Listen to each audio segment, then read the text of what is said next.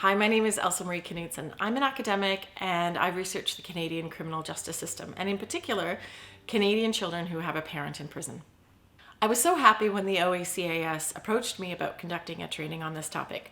I'm a former child protection worker myself. I worked in the intake department and the night duty department at Toronto CAS, so it's a real pleasure for me to bring these two topics together. The goal of this video is to introduce you to the topic of parental incarceration. I'm going to highlight what the research tells us about the experiences and needs of children and youth who have a parent in prison. And in a second video, I'll offer you more practical advice about working with families and children who have a loved one in prison. I hope you'll also access the handouts and materials available on the OACAS website and on my own. If there's one thing I want you to know about the topic of parental incarceration, it's how little policymakers, service providers, and researchers know about this topic.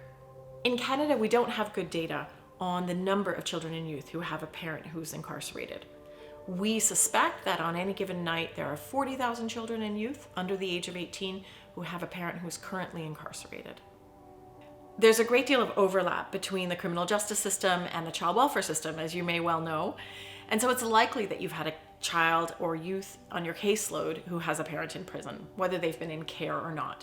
And parental incarceration is associated with a variety of harms, risks, and vulnerabilities for kids. So it may be useful for you to have an understanding of these issues. So what do we know about children and youth who have a parent in prison?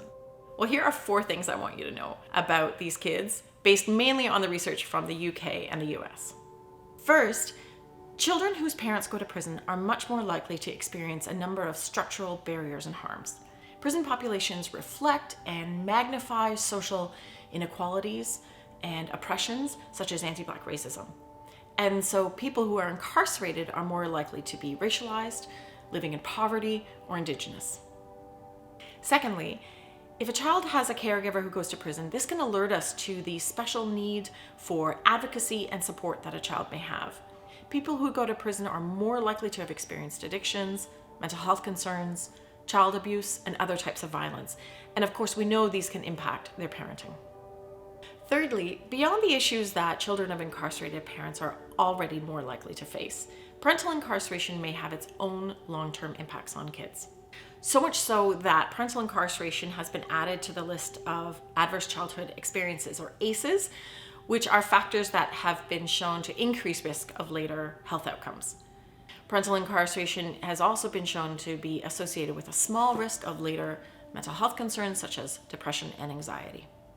And fourth, while you might expect that the biggest impact of parental incarceration is that children are much more likely to go to prison themselves, that's actually not quite true.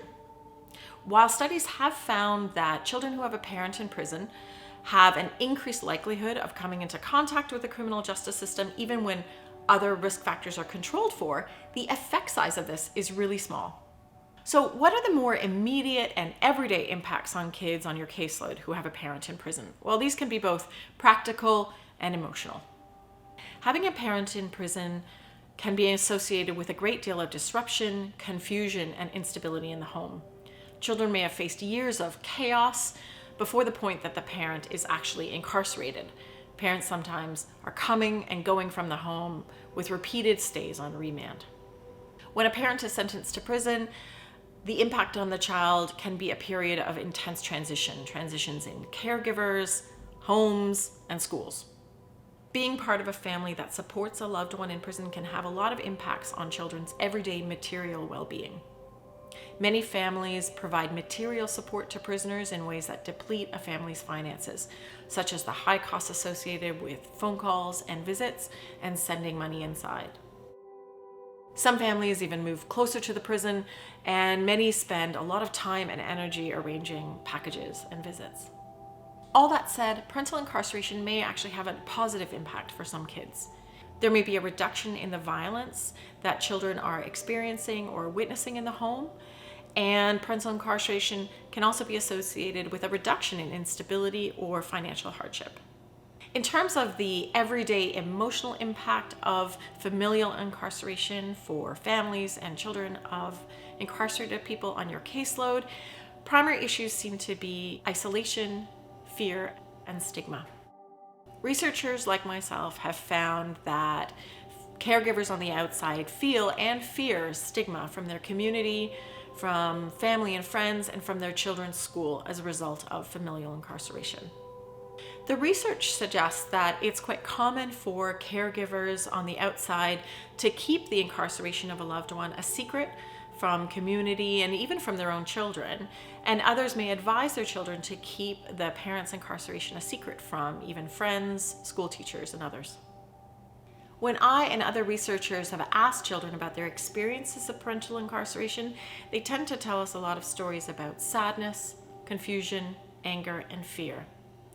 And the grief that children feel about the experience of parental incarceration can be really difficult to manage because it tends to be wrapped up in a lot of secrecy and ambiguity.